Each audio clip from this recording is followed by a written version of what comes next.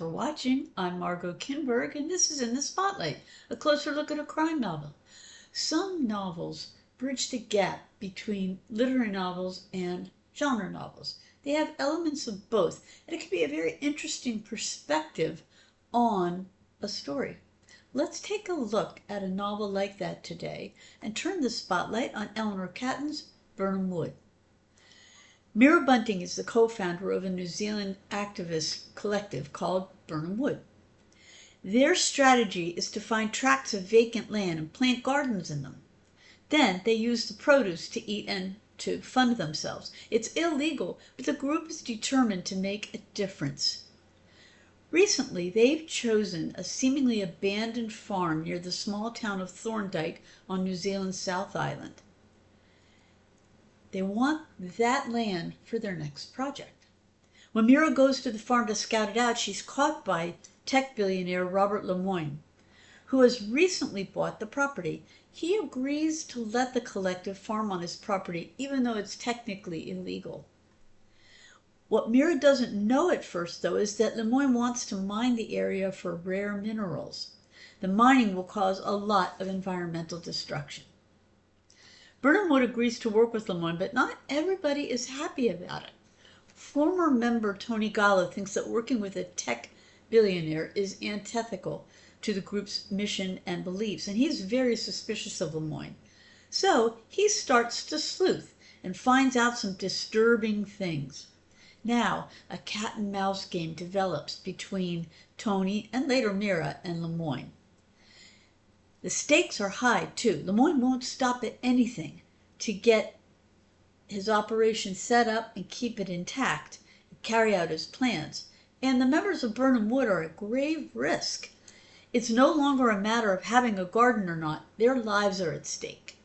So, what are the elements in this novel? What keeps it going?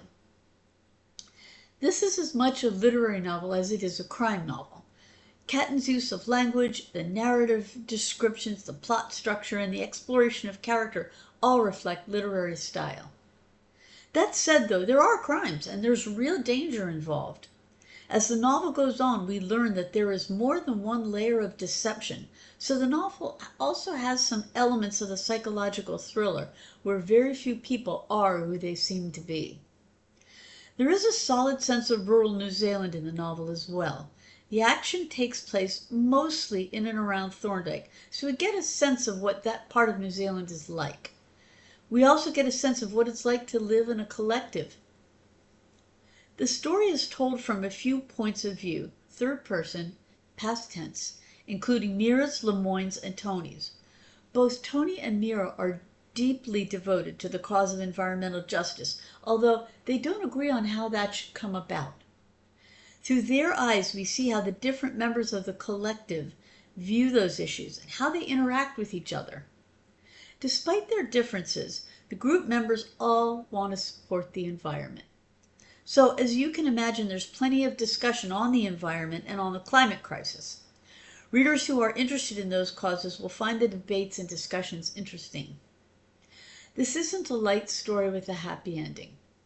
Readers who prefer stories where the bad guy is led away in handcuffs will notice this. There are some moments that aren't as bleak, but it's not a simple good defeats evil sort of story.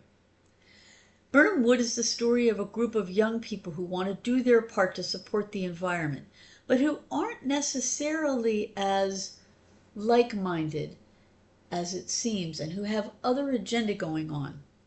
It features a solid New Zealand setting, a cat-and-mouse conflict with a billionaire who has other plans, and protagonists who are determined to stop him.